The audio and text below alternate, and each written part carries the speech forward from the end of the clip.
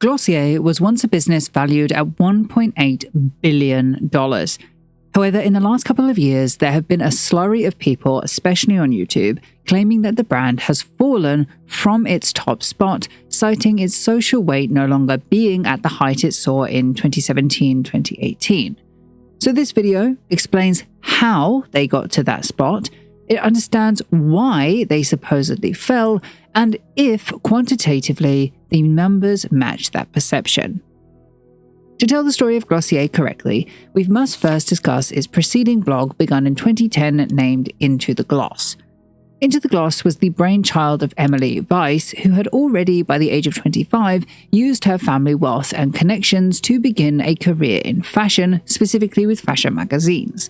It was during this time, at her time at Teen Vogue specifically, in which she witnessed the rise in personal fashion blogs and felt a frustration that beauty was, more often than not, seen as secondary.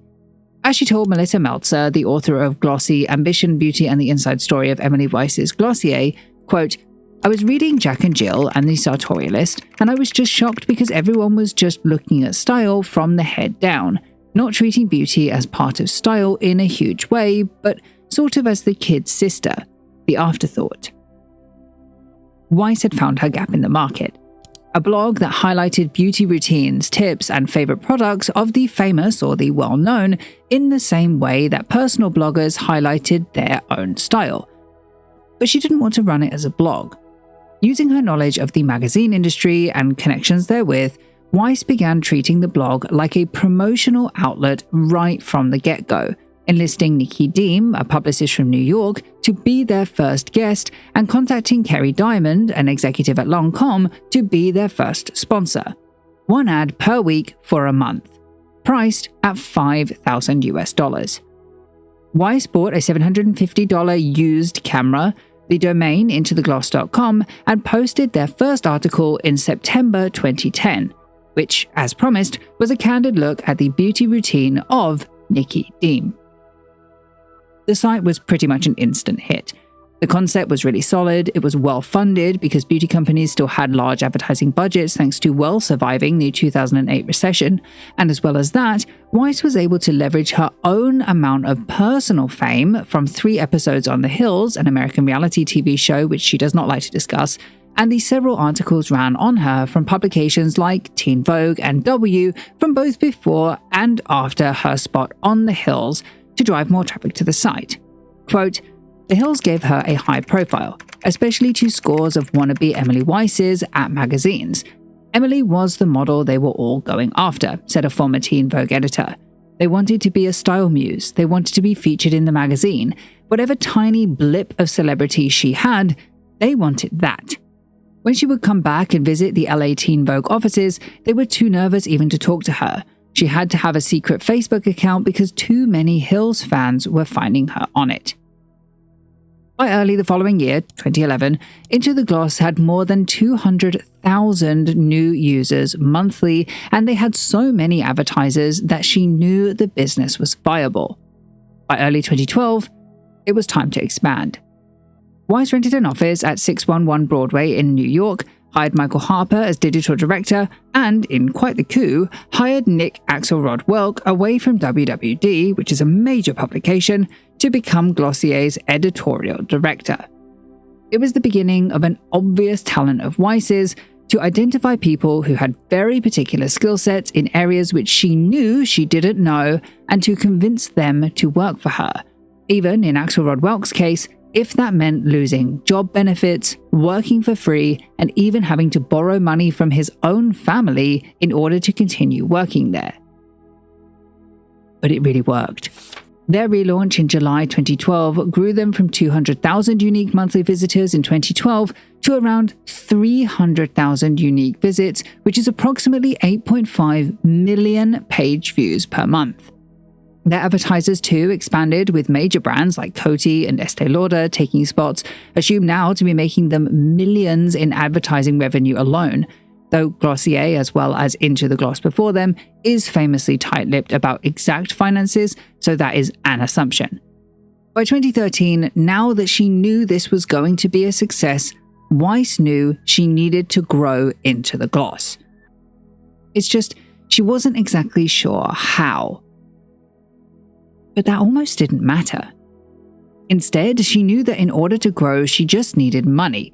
So instead of focusing on the concept of what Into the Gloss could be, she continued the money-first mentality of Into the Gloss to begin a round of venture capital funding, which is where a startup sells a portion of the company for a cash investment, which they're expected to use to grow the business quickly enough that the initial cash investment grows in value enough that the initial investors get a nice penny when the company either sells or goes public later on down the line.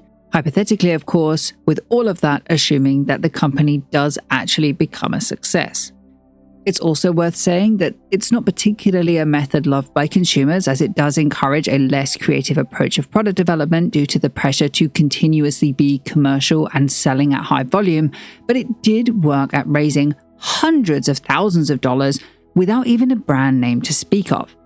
For reference, at this point alone, just going off of Emily Weiss as a person without much of a concept of a brand to speak of, early angel investors were already Ben Gorham, who was the founder of Byredo, and Janine Lobel, the creator of Stila Cosmetics, both of whom, though friends of Weiss before their investment, injected a good sense of provenance into the company, legitimizing it before a single product was ever developed or even conceived. But to repeat, the idea was not there yet. During this time, Weiss was thinking more about Into the Gloss's expansion than anything else. In fact, it wasn't until a meeting with a venture capitalist named Henry Davis that he pushed her in the direction of a Clinique-esque cosmetics line for millennials, not their mothers, based just off of a throwaway comment that Weiss made. It was this idea, eventually, that would become Glossier. Glossier, therefore, was conceived to be a beauty company based on the idea that everyone had their own needs within cosmetics. Only you can know what you need. The idea was then heavily expanded with the help of Kirsten Green, a former retail analyst and the early investor of Dollar Shave Club, who over several months helped Weiss to realize that the value of Into the Gloss's community could also be used to almost crowd invent product, which would be the big selling point of Glossier to more investors.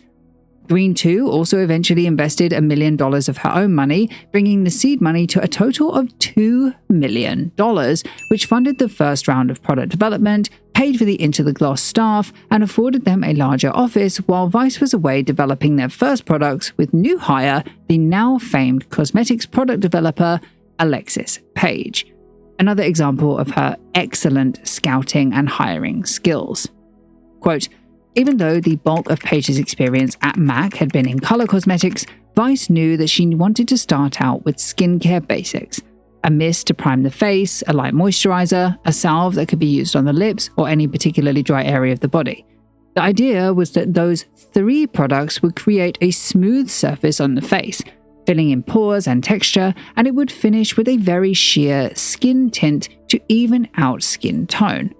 I wanted skincare as makeup," Weiss said. In terms of branding, the name Glossier was chosen as a play on the word dossier, with the play on words being a nod to the founding blog Into the Gloss, and they decided to be ahead of the game in marketing by being an Instagram-focused business, something which was novel at the time, but perfect to target their millennial audience, especially because it allowed a visual continuity between social media and to their not yet launched direct-to-consumer e-commerce site. It's a world-building technique that allowed brand immersion for those discovering the brand. It's effectively a modern-day version of experiential marketing. Genius. Come 2014, everything for the launch of Glossier seemed to be set. Into the Gloss was more popular than ever, and they were beginning to see major publications like the Business of Fashion report on how successful their business was. However, an issue within these articles was that they were touting both Weiss and Axelrod-Welk, who you may remember joined from WWD in 2012, having to borrow money from his parents in order to do so, as well as Michael Harper, together as fashion's most influential bloggers, with a focus on their business model, pretty much directly calling Axelrod-Welk and some also directly calling Michael Harper as the founders or co-founders of Glossier. Now, the Glossy book does directly blame the Business of Fashion article and does only talk about Axelrod-Welk in this, but that article was published in 2012, and given my own research, I think it was much more pervasive than the book actually makes out that it was, because it caused a rift between the trio. Axelrod-Welk and Harper both seemed to want to be known for founding Into the Gloss, and in Axelrod-Welk's case, also seemed to want to be known as the business face of the company. To Weiss, who conceived the business, found the funding for the business, and even used her own contacts to grow the business, this was not okay. It was an erasure of the copious hard work that she had put in to starting the business before hiring either man. She perceived that they were trying to take credit of her work and began cutting them out of dinners and meetings. Both men left Into the Gloss in mid-2014, just months before the launch of Glossier. As it was, they considered surprise launching Glossier, but in the end, they went for a more classic brand 4-week-long Instagram teasing strategy held in the summer of 2014 instead, in which they leveraged the pre-raised fame of Into the Gloss and of Emily Weiss's remaining personal fame to begin buzz around the launch. Primarily, this included posting pictures of flowers and people smiling in or around the Glossier pink color that would become so integral to their branding, all done in this Instagram-first manner where everything was perfectly curated, another factor that Glossier in particular would become known for. Because when it happened, it was really successful. It was a hugely buzzy launch. It had tens of thousands of followers gained before launch, in fact, at all, and they had a social media strategy that felt very much of the moment and cool.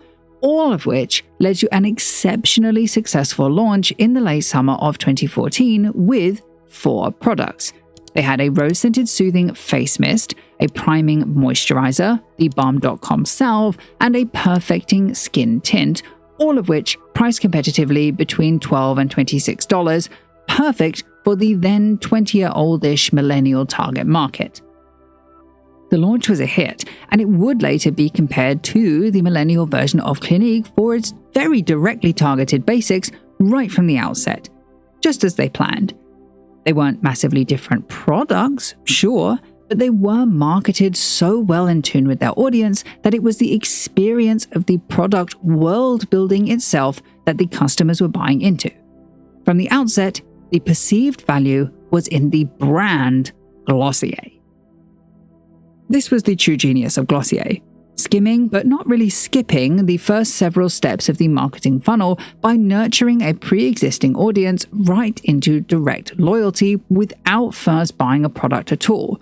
I've said it before that you don't need to buy anything to be a consumer of a company, so with their launch strategy, one can argue that their customers were consumers before the product itself launched, especially thanks to the seamless nature of their online media cohesion, which you are inherently consuming. But to skip the idea of conversion in the funnel, taking the client directly to loyalty, was for beauty totally novel and not very easy to have done before. In Seth Godin's book, which describes this kind of brand devotion as a phenomenon, Tribes, Godin describes how this method of building a loyal fanbase without the stage of conversion is really only newly available thanks to the advent of the internet. He said, quote, "Before the internet, coordinating and leading a tribe was difficult. It was difficult to get the word out, difficult to coordinate action, difficult to grow quickly. Today, of course, instant communication makes things taut. Twitter and blogs and online videos and countless other techniques contribute to an entirely new dimension of what it means to be part of a tribe. The new technologies are all designed to connect tribes and to amplify their work. However, the real power of tribes has nothing to do with the internet and everything to do with people." Which is kind of exactly how Glossier ran. To quote their original brand strategy statement, quote, "Born from content, fueled by community." It was a point of view perfect for the time in which it debuted. A brand and product perfect for sharing on your own social media feed that made their customer feel a part of something bigger than themselves. As such, It set ahead a trend of very clean-faced natural beauty that is still popular today, copied and maybe even evolved by countless brands. Really, the only issue that they had with the launch, and something that would come back to haunt them a bit later, was their skin tint product, which only launched in light, medium, and rich tones, all of which intended for lighter skin. It wasn't a foundation, sure, but it did hold the same issue that foundation has in that it needed to be matched to a skin tone. So, finding one to suit every customer is difficult without a massive range, something they could not have afforded going into it in the first few products.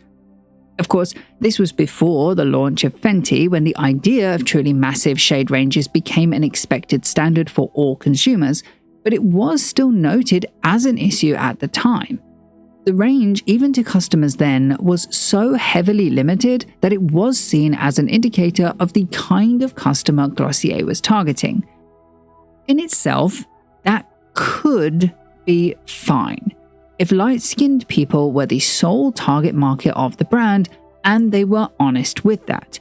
Think Nicola Roberts' Dainty Doll for very light-skinned people, Huda Beauty's target of mid-toned global Middle Eastern demographic, or Tita Tita, who targeted specifically Korean people.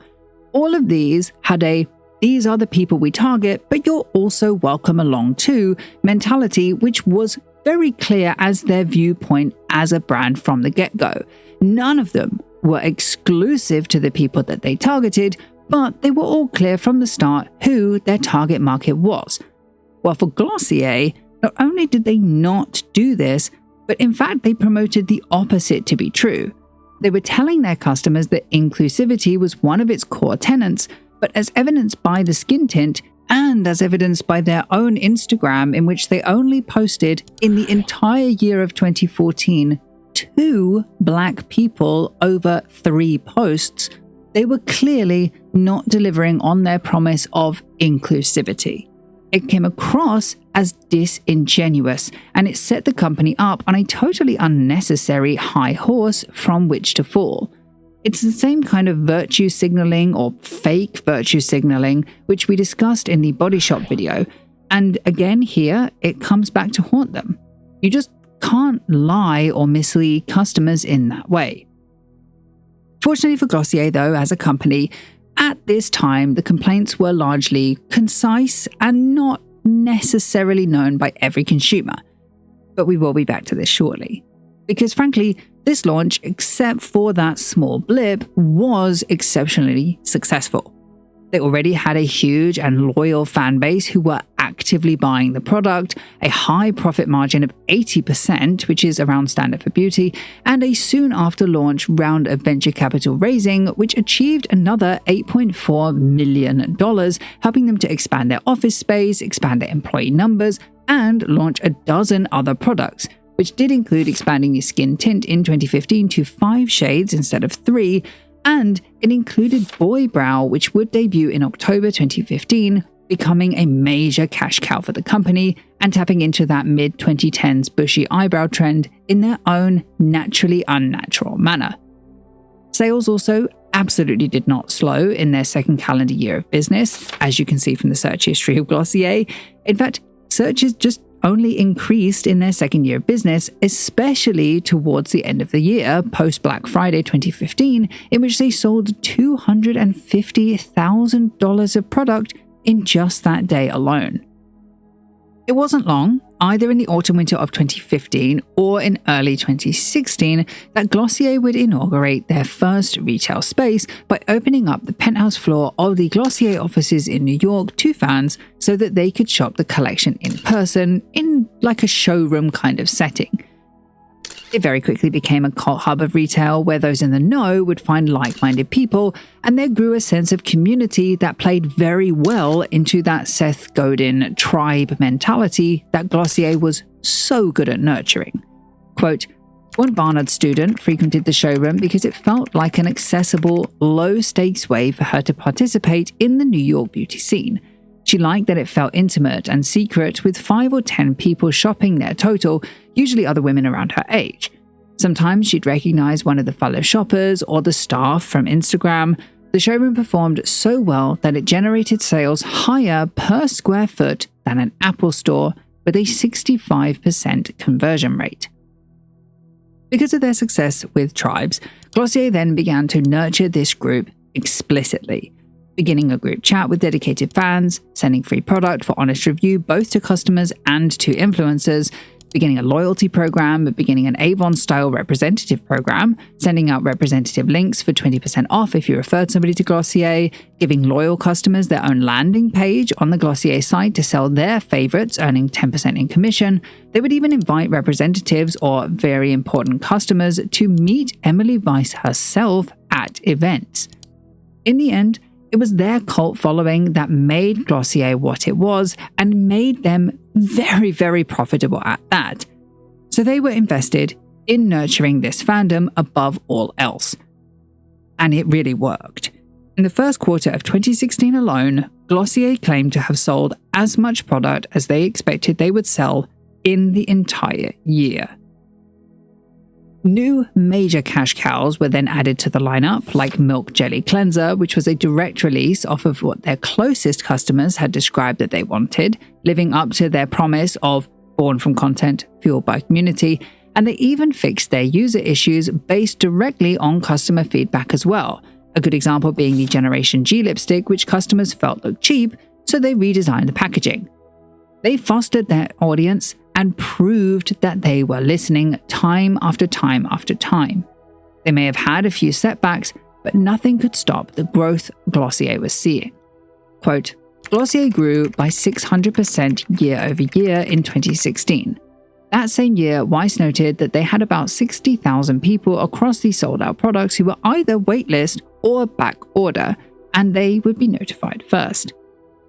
By the end of the year, Glossier raised another $24 million in venture capital financing and used that to start producing beauty-adjacent products like water bottles, which fed into their cult fandom, a way for customers to prove their loyalty to the brand while giving the company another source of revenue. However, and this is just a side note, what's interesting about this is that though the idea of merchandise for a company isn't really new, for beauty, this idea actually derives from Bieber, who if you're not into fashion, you may not have heard of, but in the 1960s, they were effectively like the first fast fashion brand, who also happened to have a wildly successful cosmetics arm. I do have a video on them on my fashion channel Understitch if you are interested, but the idea of the Glossier merchandise soon being a bestseller for the company reminded me of this quote from a book called Bieber Years. Quote, Fitzsimon's understanding of the power of the Bieber name led to the creation of the logo shop on the ground floor, which sold assorted memorabilia from playing cards and matches to postcards and coloring books.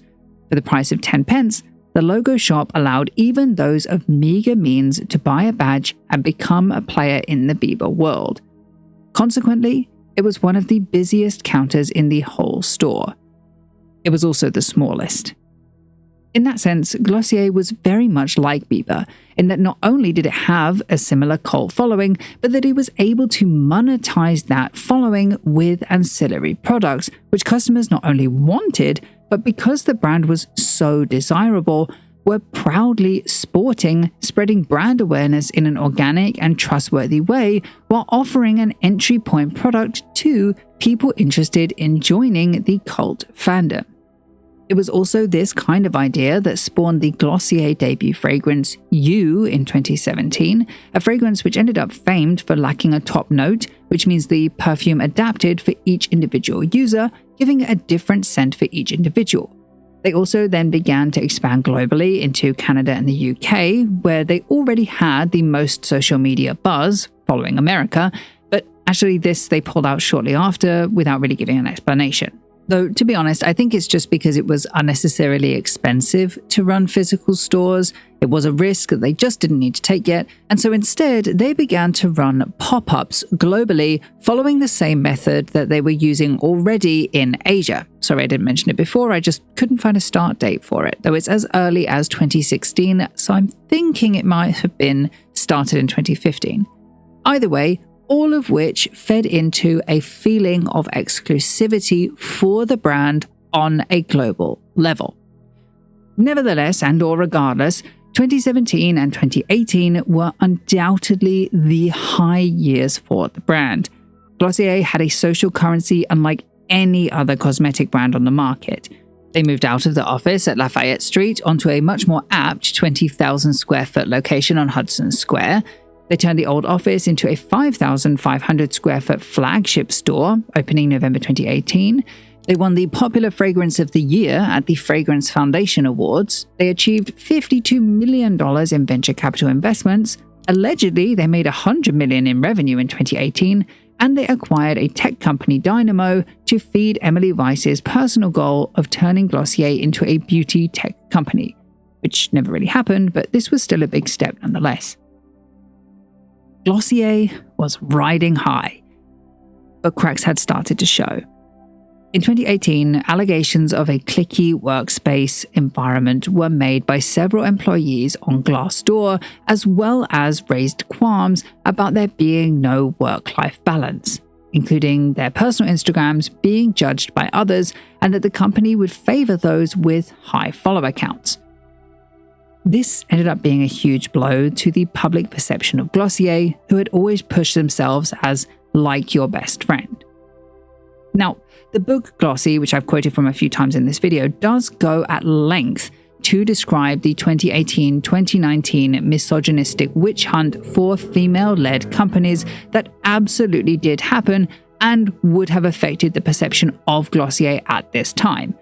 They list several women who came under fire for small things, like Jenna Lyons, who left J.Crew because it was just assumed that she was too big for the company. More info on that in my J.Crew video, while contrasting that with the copious, much larger complaints about male leaders like Mark Zuckerberg or Jeff Bezos, who have seen almost no repercussions.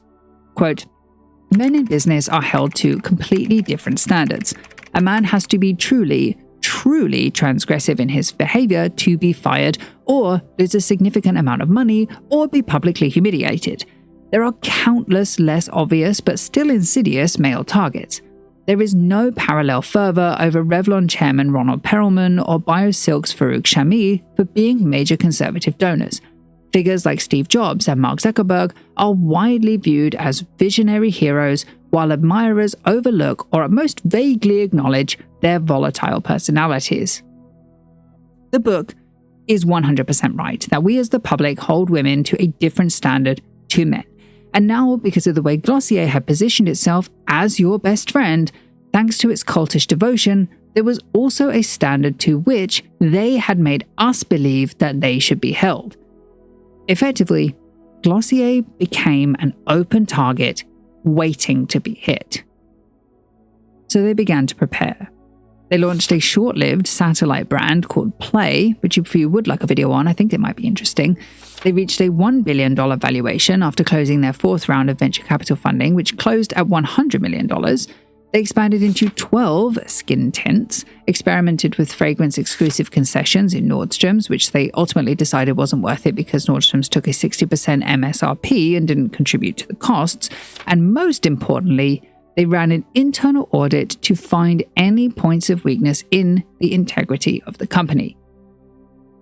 But their time came regardless. It was in 2020 when an Instagram page Out at the Gloss was begun by allegedly 50 former employees at Glossier. The company never found out who they were, but the group made several serious accusations of backstabbing workplace environments, no protection from racism or homophobia, and accused that the LGBTQ and the BIPOC employees were only shown off in ads or social media to feign progressiveness, something which they alleged was not being upheld behind the scenes. These were damning accusations, and regardless of whether they were true or not, didn't really matter because it is all about perception.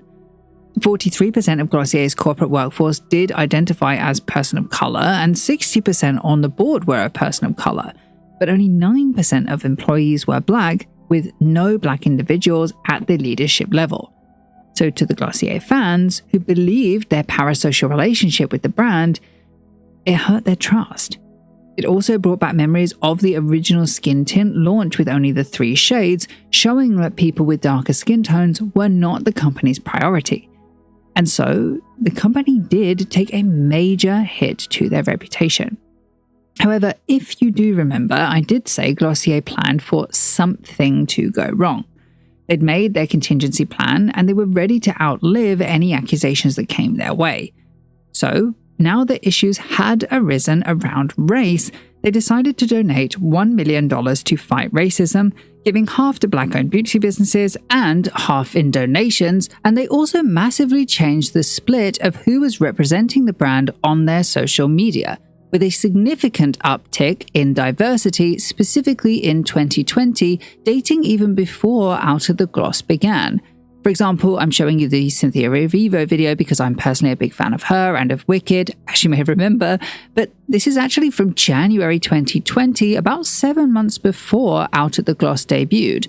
So, while there actually were efforts in their social media to be more diverse from well before the controversy, because of the controversy, it made any efforts that they did make seem performative. It was one of the complaints of Out of the Gloss.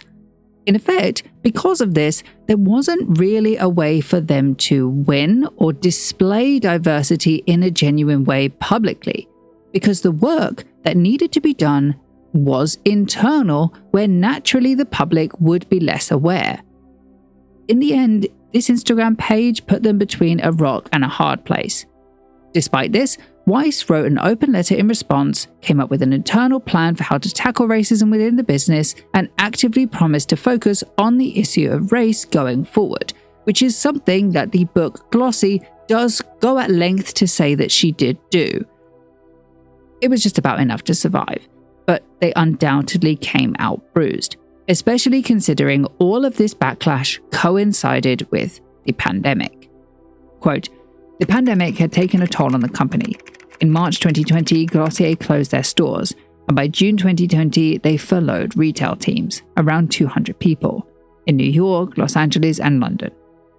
Glossier began layoffs of their physical retail staff in August 2020. Glossier actually handled it better than any company I read about," said one Los Angeles retail worker. "They kept us on payroll until August. They paid us normally until July and furloughed us until the end of August, and that we could file for unemployment, and they gave us severance, even for part-time employees, and all of our sick and vacation hours." In the end, 2020 was a tough year for Glossier. Their Instagram followers had started to decline, top products were losing searches, and sales had declined in that time as well, though maybe that was affected by the fact people were just generally wearing less makeup during the pandemic. But not only did they survive, by the following year, for their investors, they'd actually grown. By July 2021, they'd raised another $83 million in venture capital investments, making Glossier now valued at $1.8 billion US. Just months after that, the infamous "Boy Brows So Good They Survived a Car Crash" post was posted in September, and their already existing cash cow of Boy Brow became a major hero product for the whole company. It was already successful, yes, but now it defined Glossier as a company. But yet publicly, none of that really seemed to matter. Starting in 2020 and running even till today, there was and still is this public perception that Glossier has fallen, that it's no longer a desirable brand. Which, sure, if you look at the searches, there was a slight dip in 2021 from where it was, but in no way did the slight dip in searches correlate to the sheer volume of outward negative sentiment that the brand received at this time, that even major publications like the Business of Fashion and the Financial Times jumped on board with, calling it a demise or where Glossier went wrong. It was almost as if the public were willing Glossier to fail before it actually had. This was something I asked esteemed beauty journalist Cherise Kenyon about, as she had noted this unfair trend in her podcast Beauty Me in episode 114, which I do highly recommend that you watch after this. So to me, she said, quote, "Definitely people started getting fed up through overexposure and lack of ways to buy, but this so-called demise, it never really happened. Even if it happened in a week, even if it had a dip, It was more than able to make up for it because Glossier is now for everybody. It's no longer just the person that was reading into the gloss every single time something new was uploaded. In the end, though they did have a couple of small hiccups and clearly publicly their reputation was bruised, as Cherie said, there are people that are getting fed up, but by social media, the dip was blown so completely out of proportion comparative to how we see the actual statistics matching up. As such, this kind of a pushback wasn't their biggest issue at all. Internally, their biggest issue as a company was now how big Glossier had become.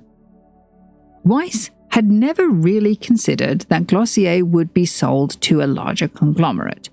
So, though they had offers, it wasn't something she wanted for her company despite how rich it could have made her personally. And besides, now Glossier was valued at $1.8 billion, few companies would have the resources to buy them out anyway, especially coming out of the pandemic. Instead, in order to complete the cycle of venture capital, i.e. to make her investors back the money they originally invested along with a tidy profit, instead, the goal was to go public. It's just that now, post-pandemic, the market was in such bad shape, it was an awful time for them to actually do so. And so they didn't. Weiss personally got blamed quite a lot for this. She was in charge. It was her decision not to sell during the pre-pandemic big buyouts of 2019-ish when big companies like Drunk Elephant were being nabbed up. And there was something to be said that the hype of Glossier had subsided during COVID, meaning some questioned their previous $1.8 billion valuation anyway. In 2022, Weiss announced her resignation, blaming it publicly on her recently having a child. In her place, Kyle Leahy would head the company, though Weiss did stay on as a shareholder of approximately 20% of the business. Leahy had an enormous task on her hand. Searches, buys, and interest had been falling for a while now, and specifically their very glossy, Instagram-first perfection began to feel stale, maybe even sinister, cold, artificial, or uncomfortable to a younger audience who needed something more real. Quote, competing brands like Kosas, Sai, Merit, Milk, Estee, Edit all took the Glossier playbook and ran with the changing tide to various degrees of success. A bigger threat was the seemingly endless number of celebrity-backed lines that came to cash in on the beauty gold rush just as Glossier was starting to struggle.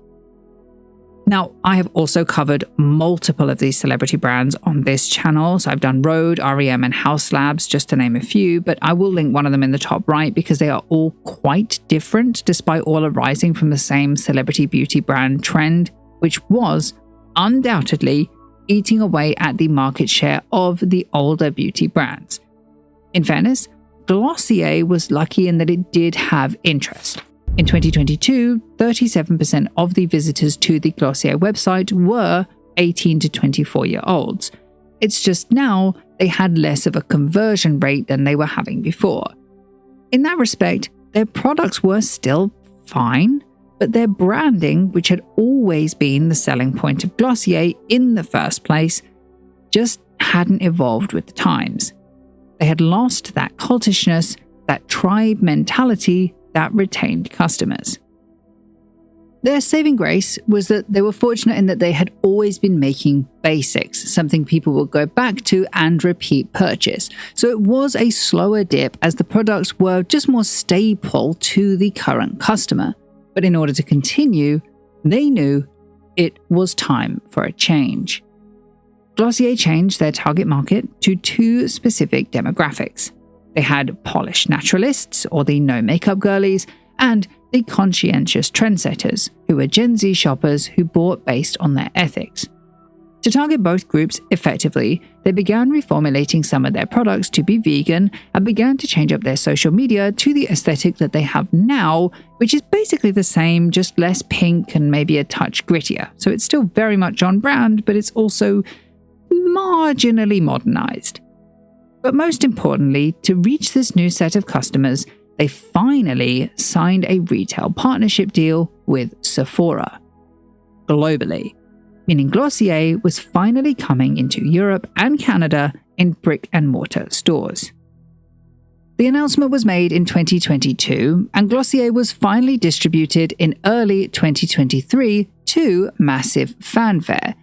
It was this that saved the company in the public perception. But it still wasn't quite the smash success expansion that it could have been if they had got there sooner. To quote Cherise Kenyon again, quote, "The thing about Glossier was that it always felt so personal. It felt like it was made for us. The downside of that familiarity was that potential customers in other countries, Australia, Italy for instance, eventually began to get over being left out. They simply didn't care and were certainly not interested when the brand was finally available on counters worldwide. I think of it more as a shift. I do think the brand lost some die-hard day one fans, but I think when it went market, it more than made up for that loss." From this point onwards, you can see a slight but steady upwards trajectory in the searches of Glossier, with massive spikes across the Christmas period, indicating that while core sales are also on the rise, as is the popularity of the company once more, they also still retain cult followers who want to be bought Glossier over the holidays. Even the book, which I've been referring to throughout, which did have a negative impact on how the brand was seen and discussed, didn't seem to slow the steady upwards trajectory of the brand, which we are still seeing to this day. Though I will say I do wish Glossier released some kind of numbers of revenue or sales or profits or anything basically for us to have quantifiable evidence to this, because as I mentioned earlier, they're very tight-lipped about that, but it would give us something more tangible to go off of than just me saying people are searching for them more. Despite that, it's obvious that through this time they have been putting in the work to make a comeback, and I respect the fact that they have been trying to do it in a sustainable manner, not in a way that was based on hype in which they succeeded before. Why compete with the hype-based celeb brands if they can avoid that risk altogether? Especially now that the market is so saturated that it does make sense for them to return to actively trying to be the Clinique for younger audiences, because there are less competitors in that space than there are in the hype market. Do I think that there's still work to be done? Yeah, obviously. The font of the brand, even the logo of the brand, to me still look a little dated. I do think they could go for a redesign if they want to make Glossier feel fresher for that young audience, or even if they wanted to make it look a bit more timeless. But generally speaking, I do think they're on the right path. Not every brand needs to be at a hype at all times to be doing well. Taking this video as an example, it's an ad from last year for the You fragrance, and it doesn't feel as dated as one may originally think with Glossier. So, to have this kind of an evolution while creating a kind of stability for their customers does place them in a very good space to be the basics for that generation that they did originally target, even maybe a younger audience if they need that. The brand has very clearly been putting in the work to come back from their much touted fall. And considering that we've seen an incline in the search history for the brand, it's certainly true that they have not entirely lost their core clientele. So even though it is much touted that they were not at the height that they once were at, according to the numbers, that's not actually quite true. They're in about the same place. So I don't think it's quite the end of Glossier just yet. I think that perhaps we were all a bit too quick to jump on that negative energy train, and to unnecessarily quote High School Musical, this could be the start of something new. Thank you so much for watching this video. Please do like and subscribe. Maybe check out this video on Rhode Beauty. It's the oldest of the three that I mentioned before on celebrity brands. Also check out my fashion channel, Understitch, here as well. And a special thank you goes out to my patrons over on Patreon for their ongoing support. All content used in this video is done so in accordance with the principles of fair use. However, if you have any concerns, please contact me directly at contact@understitch.co.uk.